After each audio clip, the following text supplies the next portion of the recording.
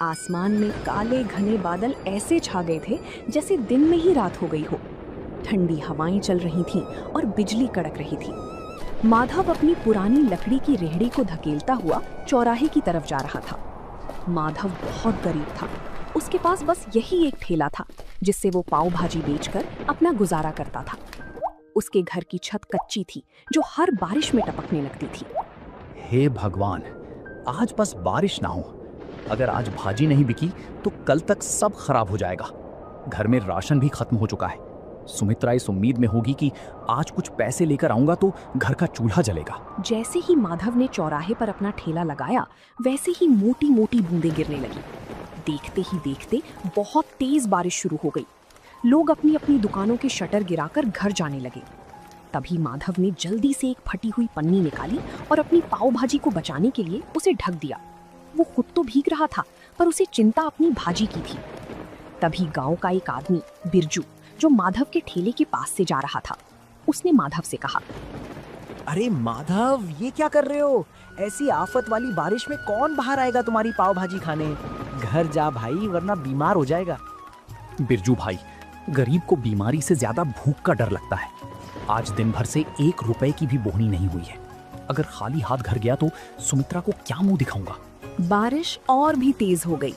वो एक पेड़ के नीचे खड़ा होकर बस आसमान की तरफ देखने लगा। उसकी आंखों में आंसू थे और दिल में डर। रात के 8 बज गए थे। बारिश थोड़ी धीमी हुई थी लेकिन हर तरफ सन्नाटा था। माधव ने सोच लिया था कि आज का दिन उसके लिए खराब गया। अब घर लौट जाना चाहिए। वो अपना सामान समेट ही रहा था कि अचानक एक बड़ी सी कार कीचड़ उछालती हुई आई और सीधे माधव के ठेले के पास आकर रुक गई। उस कार से एक साहब बाहर उतारते हैं और कहते हैं, ओ भाई, क्या कुछ खाने को मिलेगा? हम लोग शहर जा रहे थे लेकिन आगे का रास्ता बंद है। बहुत जोर की भूख लगी है। जी साहब, भाजी तो तैयार है, बस पाव गरम करने की देर है। आप 5 मिनट रुकिए, मैं अभी देता हूँ। अरे भाई जल्दी करो, इस ठंड में कुछ गर्मा गर्म मिल जाए तो जान में जान आए। माधव के मुरझाए हुए चेहरे पर रौनक आ गई। उसने जल्दी से चूल्हा जलाया। मक्खन की खुशबू चारों तरफ फैल गई। उसने तवे पर भाजी को अच्छे से मैश किया और पाव को मक्खन लगाकर लाल होने तक सेंका। गर्मा गर्म धुआं निकलती पाव भाजी देखकर उन मुसाफिरों की भूख और बढ़ गई। जिसके बाद माधव गर्मा गर्म पाव भाजी की प्लेट सजाकर साहब को देता है। लीजिए साहब, गर्मा गर्म पाव भाजी खाइए। जिसके बाद साहब जैसे ही पाव भाजी का एक निवाला खाते हैं तो माधव से कहते हैं, वाह भाई, क्या स्वाद है। हमने शहर के बड़े होटलों में खाया है पर ऐसी चटपटी भाजी कहीं नहीं मिली। तुमने तो कमाल कर दिया। सच में यार, इस बारिश में इसका स्वाद दुगना हो गया है। भाई 2 प्लेट और लगाओ। माधव की मेहनत रंग लाई। उन लोगों ने भर पेट खाना खाया। जब पैसे देने की बात आई तो साहब ने खुश होकर माधव को 2000 का नोट थमा दिया। साहब, ये तो बहुत ज्यादा है। मेरे पास तो छुट्टी भी नहीं है। रख लो भाई, इस मुसीबत में तुमने हमें खाना खिलाया, ये उसके लिए छोटा सा इनाम है। खुश रहो। गाड़ी वहां से चली गई।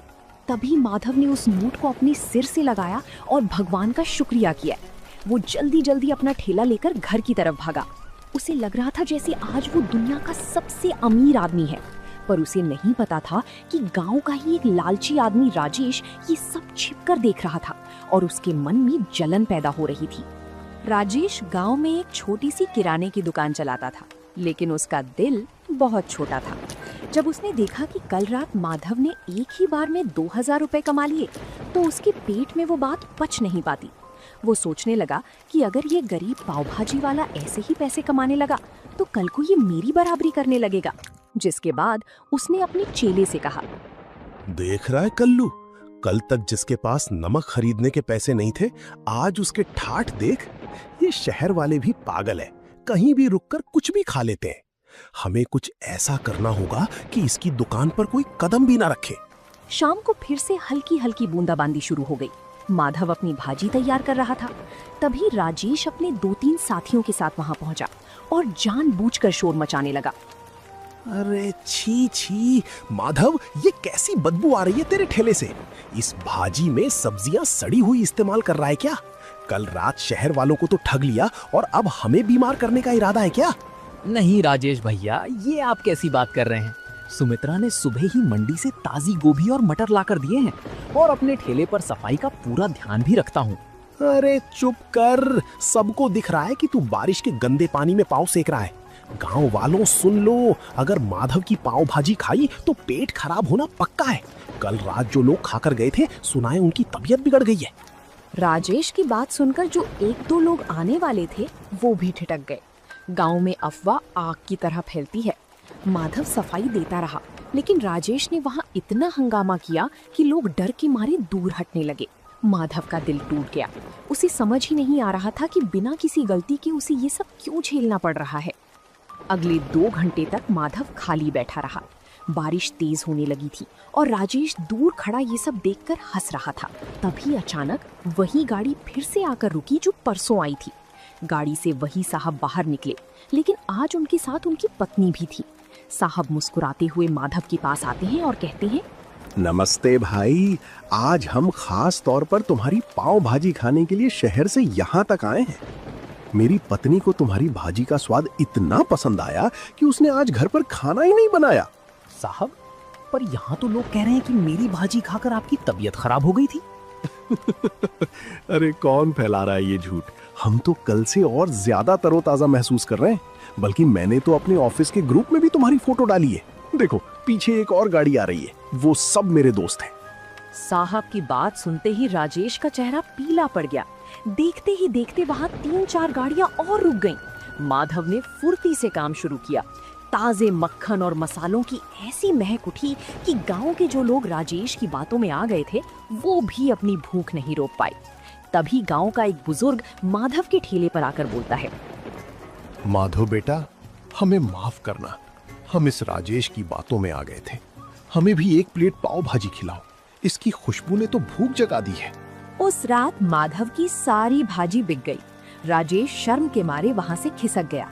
माधव ने आज सिर्फ पैसे ही नहीं कमाए थे, बल्कि राजेश की साजिश को भी नाकाम कर दिया था। माधव की दुकान अब गांव और शहर दोनों जगह मशहूर होने लगी थी। हर शाम उसके ठेले पर भीड़ जुटने लगी थी। सुमित्रा भी अब घर पर माधव की मदद करती और दोनों मिलकर और भी स्वादिष्ट मसाले तैयार करने लगे। लेकिन माधव का सपना अब बड़ा हो गया था और एक रात जब माधव घर लौटा तो उसने देखा कि सुमित्रा छत से टपकते पानी को रोकने के लिए बर्तन रख रही है। पूरी रात दोनों सो नहीं पाए क्योंकि बिस्तर भीग चुका था। और तभी उस रात माधव ने एक बड़ा फैसला लिया। सुमित्रा, अब बहुत हो गया। कब तक हम इस टपकती छत के नीचे रात गुजारेंगे? भगवान की दया से अब हमारे पास कुछ पैसे जमा हो गए हैं। मैं सोच रहा हूँ कि अब ठेला छोड़कर एक छोटी सी दुकान किराए पर ले लूं। दुकान? पर उसके लिए तो बहुत पैसे लगेंगे और गांव के चौराहे पर दुकान मिलना भी तो मुश्किल है। कोशिश करने में क्या हर्ज है? अगर एक बार पक्की दुकान हो गई तो बारिश में भी धंधा बंद नहीं होगा और लोग आराम से बैठकर खा सकेंगे। मैं कल ही सरपंच जी से बात करूंगा। अगले दिन माधव सरपंच जी के पास गया। सरपंच जी ने माधव की मेहनत देखी थी, इसलिए उन्होंने उसे चौराहे के पास एक पुरानी दुकान किराए पर दिलाने में मदद की। माधव ने दिन रात एक करके उस दुकान की सफाई की और उसे एक छोटी सी पाव भाजी ढाबे का रूप दे दिया। माधव के ढाबे का नाम रखा गया माधव पाव भाजी सेंटर। उद्घाटन के दिन माधव ने पूरे गांव को न्योता दिया। उसने सोचा था कि पुरानी बातें भूलकर वो राजेश को भी बुलाएगा ताकि गांव में भाईचारा बना रहे। जिसके बाद माधव राजेश की दुकान पर जाता है और कहता है, राजेश भाई, आज मेरी छोटी सी दुकान का उद्घाटन है, आप जरूर आना, मुझे बहुत खुशी होगी। बड़ा आया दुकान खोलने वाला। 2 दिन क्या शहर वाले रुक गए, तू तो अपने आप को राजा समझने लगा। जा, मैं नहीं आने वाला तेरी सड़ी हुई दुकान पर। माधव उदास मन से वापस आ गया। शाम को ढाबे पर खूब रौनक थी। मुसाफिर, गांव के लोग और बच्चे सब बड़े चाव से पाव भाजी खा रहे थे। तभी अचानक कुछ ऐसा हुआ जिसकी किसी ने उम्मीद नहीं की थी। गांव के कुछ आवारा लड़के, जिन्हें राजेश ने पैसे देकर भेजा था, ढाबे के अंदर आए और शोर मचाने लगे। और एक लड़का जानबूझकर प्लेट नीचे गिरा देता है और कहता है, अरे ये कैसी भाजी है? इसमें तो कंकड़ पत्थर हैं। तुम लोग हमें बीमार करना चाहते हो क्या? माधव सन्न रह गया। उसे पता था कि भाजी उसने खुद छानी है, उसमें कंकड़ हो ही नहीं सकते। लेकिन वो लड़के इस बात को लेकर दुकान का सामान बाहर फेंकने लगे, जिसके कारण दुकान का पूरा माहौल खराब हो गया। तभी भीड़ में से एक कड़क आवाज आई, रुको, ये क्या बदतमीजी है। सबने मुड़कर देखा तो वो गांव के नए हेड कांस्टेबल रघुवीर सिंह थे। वो सादे कपड़ों में अपनी पत्नी के साथ वहां पाव भाजी खाने आए थे। उन्हें देखकर राजेश के भेजे हुए लड़के घबरा गए, जिसके बाद रघुवीर सिंह उन लड़कों के पास जाकर कंकड़ वाली प्लेट उठाते हैं और कहते हैं, तुम कह रहे हो इसमें कंकड़ है? जरा मैं भी तो देखूं। हाँ, अरे ये कंकड़ तो ऊपर से डाले गए लगते हैं, क्योंकि इस कंकड़ पर भाजी का मसाला भी नहीं लगा है। सच सच बताओ, तुम्हें यहाँ हंगामा करने के लिए किसने भेजा है? वो साहब, हमें तो राजेश भैया ने बोला था कि माधव की दुकान जमने नहीं देनी है। उन्होंने हमें पैसे दिए थे। ये सुनते ही वहां खड़े गांव वालों में कानाफूसी शुरू हो गई। सबको समझ आ गया कि माधव बेकसूर है, जिसके बाद रघुवीर सिंह ने उन लड़कों को डांट कर भगा दिया और माधव से कहने लगे, माधव भाई, डरो मत। तुम्हारी ईमानदारी ही तुम्हारी सबसे बड़ी ताकत है। आज से यहाँ तुम्हें कोई परेशान नहीं करेगा। चलो, अब हमारे लिए 2 प्लेट बढ़िया सी पाव भाजी लगाओ, बहुत भूख लगी है। माधव की आंखों में आंसू आ गए। उसने हिम्मत जुटाई और फिर से काम शुरू किया। उस दिन के बाद गांव वालों का भरोसा माधव पर और भी ज्यादा बढ़ गया। माधव का काम अब दिन दुगुनी रात चौगुनी तरक्की कर रहा था। दूसरी तरफ राजेश की जलन कम होने का नाम नहीं ले रही थी। उसने सोचा कि अगर माधव पाव भाजी बेचकर अमीर हो सकता है तो मैं क्यों नहीं। उसने भी अपनी दुकान के बाहर पाव भाजी का बड़ा सा बोर्ड लगा दिया और तभी राजेश ने अपने चेले कल्लू से कहा, देख कल्लू, माधव ताजी सब्जियां और महंगा मक्खन डालता है, इसलिए उसे बचत कम होती है। हम क्या करेंगे, हम मंडी से सस्ती और थोड़ी बासी सब्जियां लाएंगे और मक्खन की जगह सस्ता डालडा घी इस्तेमाल करेंगे और स्वाद के लिए तेज मिर्च डाल देंगे। किसी को पता नहीं चलेगा।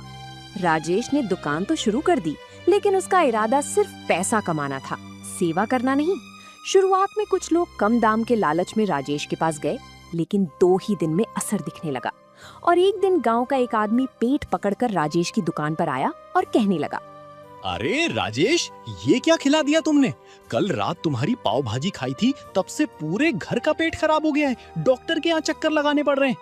धीरे धीरे राजेश की पोल खुलने लगी। जो लोग सस्ते के चक्कर में राजेश के यहाँ पाव भाजी खाने गए थे, उनकी तबीयत खराब हो गई थी। गांव के पंचायत में राजेश की शिकायत पहुंच गई। सरपंच जी ने राजेश पर भारी जुर्माना लगाया और उसकी दुकान कुछ दिनों के लिए बंद करवा दी। राजेश को लालच की बहुत बड़ी सजा मिली थी। राजेश की दुकान बंद हो गई और पूरे गांव में उसकी बदनामी हो गई। दूसरी तरफ माधव ने अपनी मेहनत से न केवल गांव वालों का दिल जीता, बल्कि अब दूर दूर से लोग उसकी पाव भाजी का स्वाद चखने आने लगे थे। लेकिन माधव का दिल आज भी उतना ही साफ था जितना पहले दिन था। माधव का छोटा सा ढाबा अब छोटा पड़ने लगा था। शहर के एक बड़े अखबार में माधव की कहानी छपी कि कैसे एक गरीब पाव भाजी वाले ने अपनी ईमानदारी से अपनी किस्मत बदली। इस खबर के बाद शहर के एक बड़े बिजनेसमैन माधव के पास आए। माधव भाई, आपकी भाजी में जो स्वाद है वो मैंने आज तक कहीं नहीं चखा। मैं चाहता हूँ कि शहर के मुख्य हाईवे पर हम मिलकर एक बड़ा फैमिली रेस्टोरेंट खोलें। जगह और पैसा मेरा होगा और हुनर आपका। साहब, मैं तो एक छोटा सा आदमी हूँ। मुझे डर लगता है कि कहीं मैं इतनी बड़ी जिम्मेदारी संभाल पाऊंगा या नहीं। क्यों नहीं संभाल पाएंगे? आपने कीचड़ और बारिश में ठेला चलाया है। ये तो फिर भी छत के नीचे का काम है। आपको भगवान ने मौका दिया है, इसे मत छोड़िए। माधव मान गया। कुछ ही महीनों में हाईवे पर एक आलीशान ढाबा तैयार हो गया, जिसका नाम रखा गया माधव की असली पाव भाजी। अब माधव के पास काम करने के लिए कई लोग थे, लेकिन वो आज भी खुद खड़े होकर भाजी का मसाला तैयार करता था ताकि स्वाद न बदले। माधव अब एक बड़ा आदमी बन चुका था। उसने गांव में अपने लिए एक पक्का और सुंदर घर बनवा लिया था। एक दिन जब वो अपने पुराने गांव के चौराहे से गुजर रहा था, तो उसने देखा कि राजेश अपनी दुकान के बाहर बहुत उदास बैठा है। उसकी दुकान पर धूल जमी थी और वो बहुत कमजोर लग रहा था। जिसके बाद माधव राजेश के पास जाता है और कहता है, राजेश भाई, राम राम, क्या हालचाल है? माधव, तुम यहाँ? भाई, मुझे माफ कर दो। मैंने तुम्हारे साथ बहुत बुरा किया, तुम्हारी दुकान उजाड़ने की कोशिश की। आज देखो, कुदरत ने मुझे वहीं लाकर खड़ा कर दिया है। मेरी दुकान बिकने की कगार पर है और मेरे पास कोई काम नहीं है। पुरानी बातें भूल जाओ राजेश भाई। इंसान गलती का पुतला है। मुझे आपसे कोई शिकायत नहीं है। अगर आप चाहें तो मेरे नए होटल में स्टोर मैनेजर का काम संभाल सकते हैं। मुझे किसी भरोसेमंद आदमी की जरूरत है। तुम सच में महान हो माधव। मैंने तुम्हें गिराना चाहा और तुम मुझे सहारा दे रहे हो। मैं वादा करता हूँ अब कभी लालच नहीं करूंगा और पूरी ईमानदारी से काम करूंगा। माधव ने राजेश को गले लगा लिया। गांव वाले ये देखकर दंग रह गए कि कैसे एक गरीब पाव भाजी वाले ने न केवल गरीबी को हराया बल्कि अपने दुश्मन को भी अपनी अच्छाई से जीत लिया। माधव की कहानी हमें सिखाती है कि बारिश चाहे कितनी भी तेज हो, अगर इरादे पक्के हो तो सूरज जरूर निकलता है। तो दोस्तों, आप लोगों को ये कहानी कैसी लगी कमेंट करके जरूर बताएं और ऐसी कहानियों को देखने के लिए वीडियो को लाइक करें और चैनल को सब्सक्राइब करें।